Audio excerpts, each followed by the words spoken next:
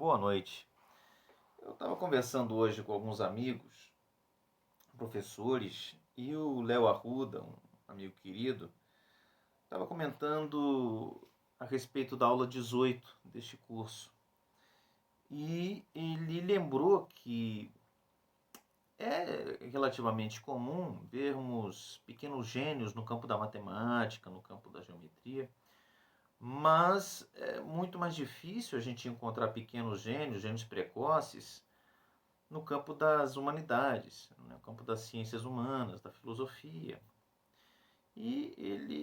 Então a gente conversou sobre isso, né? E eu lembrei que o Platão tem no livro 7 da República uma indicação de uma explicação, né, desse fenômeno.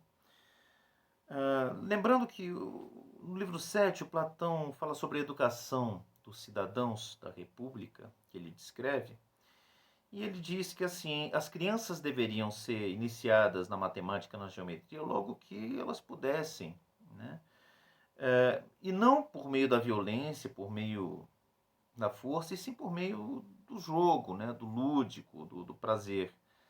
Então Platão é um defensor da educação pela diversão. Mas ele interdita o estudo da filosofia, da dialética, aos jovens. Ele interdita e diz que somente se deveria começar a estudar a dialética e a filosofia quem tivesse mais de 30 anos e passasse por certas avaliações. Né?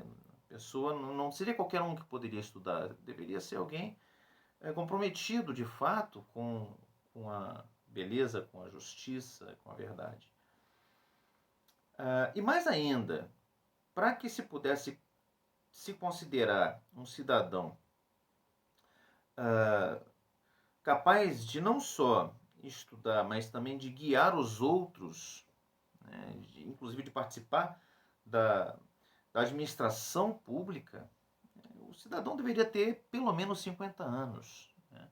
Ninguém antes dos 50 anos deveria ser autorizado a participar da administração. Isso está lá no livro 7 da República. E por quê? Por que as crianças deveriam estudar matemática, mas não filosofia? Se a gente seguir essa linha de essa linha platônica, né, de argumentação, a gente vai chegar à conclusão de que é porque as matemáticas, num certo sentido, são mais fáceis do que a filosofia. A matemática é mais fácil do que a filosofia, porque a matemática parte de certos princípios, de certos axiomas, que, uma vez internalizados, permitem que nós realizemos com exatidão qualquer operação, né? qualquer operação matemática. Enfim, as leis da lógica estão predeterminadas. Elas não são em número infinito, né? Elas não são ilimitadas, elas não são indeterminadas, elas estão ali, né? E basta saber utilizá-las. E não é muito difícil saber utilizá-las, né? Enfim, evidentemente, alguns têm um talento maior e outros um talento menor. Especificamente no reconhecimento de padrões, no reconhecimento de regularidades, né? E são justamente esses padrões, essas regularidades, que são o objeto da investigação matemática. Enfim, as leis lógicas dizem respeito justamente àquilo que se repete, que é o mesmo, né? Na linguagem dos pré-socráticos, né? aquilo que permanece. Né? Enfim. Então, caso um garoto, uma criança, uma menina tenha essa aptidão de reconhecer esses padrões, de reconhecer essas regularidades e compreenda os princípios que regem a matemática, essa criança, esse adolescente pode se tornar um gênio da matemática, né? Um gênio da geometria. Enfim, isso a gente vê acontecendo.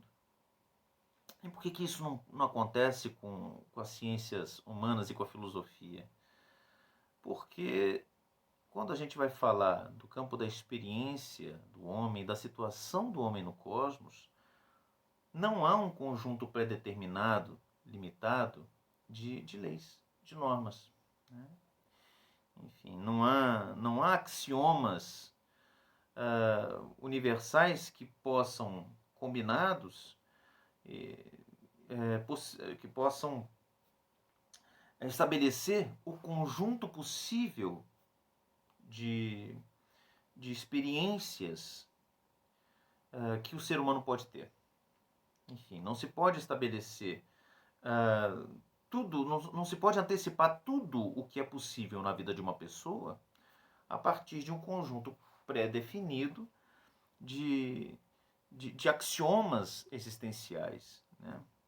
Enfim, a vida humana é muito mais rica do que isso e ninguém conhece todas as possibilidades que, que vão aparecer na vida de ninguém, de nenhuma pessoa. Enfim, não há um conjunto de regras pré-determinado na vida humana. E a gente só vai conhecer essa um pouco mais dessas possibilidades do viver, né, do existir humano, conforme a gente vai vivendo, conforme a gente vai existindo. Não é possível conhecer a existência de modo dedutivo, como se faz na matemática. A experiência humana é dedutiva também, mas ela é, em primeiro lugar, uma experiência que é obtida no próprio processo, né, de experimentar. A experiência só é possível para quem está ali experienciando. Mas não é possível tomar atalhos? Alguns atalhos sim. Que atalhos são esses? O atalho do conhecimento da experiência dos outros seres humanos que já viveram também, que é justamente o conhecimento que está nos livros, né? O conhecimento que está nos livros de literatura, nos livros de filosofia, nos livros de antropologia, em alguns filmes também. Enfim, mas são atalhos que inclusive para a sua própria compreensão, exigem uma experiência prévia, né? Você não vai colocar um livro. Você não vai colocar um livro de poemas, né? Por exemplo, você não vai colocar um livro do Neruda na mão de uma criança de 10 anos e esperar que essa criança entenda aquilo a respeito do que o Neruda está falando. Você não vai, da mesma maneira, colocar um filme de arte, um filme, por exemplo, enfim, você não vai colocar um filme surrealista para uma criança assistir, né? E esperar que a criança entenda do que se trata aquilo. Não, porque é preciso viver. Mais ainda, você não vai colocar a nona sinfonia de Beethoven para uma criança, um adolescente de 12 anos,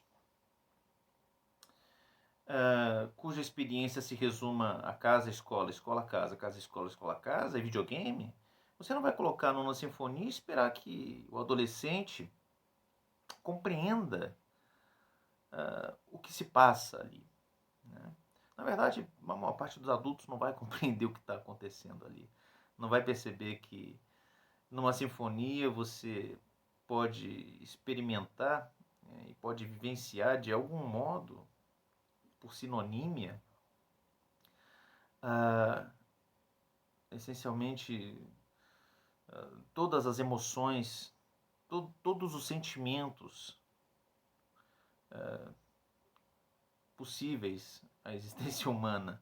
Enfim, para você perceber isso, você vai ter que viver esses sentimentos, você vai ter que viver essas emoções. Então, as suas conclusões a respeito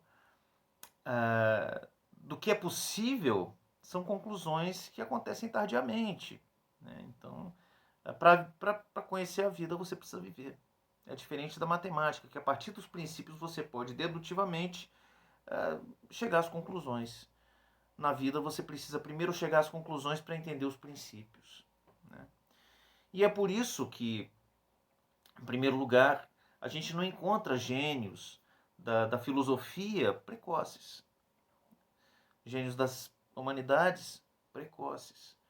Você encontra, sim, alguns filósofos, alguns antropólogos que jovens tiveram algumas intuições, mas via de regra, inclusive no campo da literatura e da poesia, via de regra, com raríssimas exceções, o que se produz quando ainda se é jovem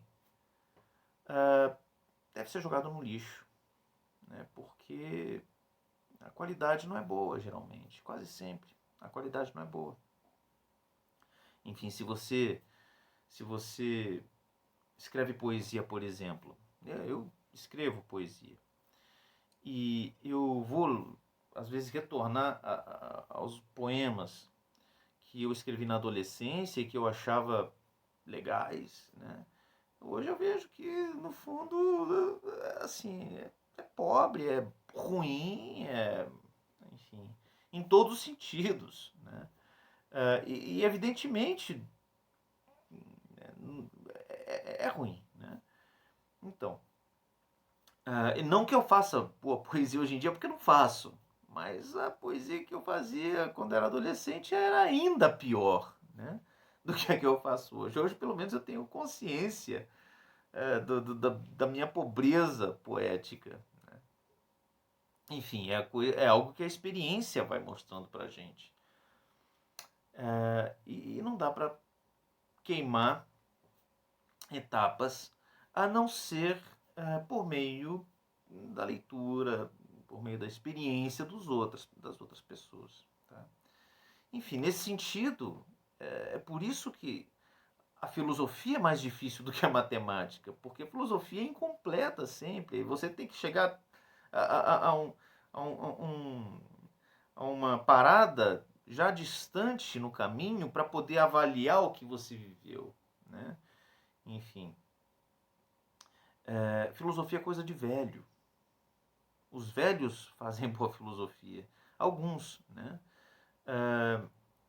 É preciso ter paciência, é preciso ter calma e é preciso ter vivido para fazer filosofia. É preciso ter realmente passado pela vida. Né? E é por isso. Né? Enfim, a filosofia, nesse sentido, é mais difícil, infinitamente mais difícil do que a matemática. E tem outra coisa, para concluir. Platão, no livro 7 da República, também diz algo que é muito evidente. Ele diz que é muito grande a quantidade de pessoas que fazem má filosofia. É por isso que, ele diz, é por isso que a filosofia é desvalorizada. Mas por quê? Porque é muito grande a quantidade de pessoas que faz má filosofia, enfim, que, que, uh, que fala e escreve besteira, né? E que faz filosofia sem estar pronto para fazê-la. E por que isso acontece mais com a filosofia do que com a matemática? Porque quando vem um charlatão no campo da matemática, esse charlatão é desmascarado logo de cara. Né? Porque, enfim, as leis da lógica, as leis da matemática estão aí. Se ele não dominar essas leis, isso vai ser evidente no primeiro momento. Já com a filosofia, não. Como a filosofia é mais difícil, é mais complicada, mais complexa, é muito mais difícil para um leigo, até mesmo para alguém com algum treinamento na filosofia, perceber quando encontra um charlatão. Um charlatão pode enganar muita gente por muito tempo, e muitos, inclusive muitos, fazem carreira no campo das humanidades com base no charlatanismo intelectual, né? O que é impensável no campo da matemática. Então a matemática ao mesmo tempo é mais fácil e é mais evidente também. Ela está ali. Né? As leis da lógica, as leis da matemática estão ali. Na filosofia, como é preciso percorrer um caminho muito grande para que se possa começar a antever e a intuir, né, as linhas de força do pensamento, é muito mais fácil enganar. Né? Enfim, o charlatanismo é muito mais presente na filosofia e nas humanidades do que na matemática. Então, há essa dificuldade também. Né? E, enfim, o Platão tenta lidar com essa dificuldade, dizendo que poucos deveriam ser autorizados a fazer filosofia, e mais ainda, a gente só deveria levar a sério quem faz filosofia tendo vivido e sendo essencialmente um velho. Né? Só os velhos deveriam filosofar. Ok?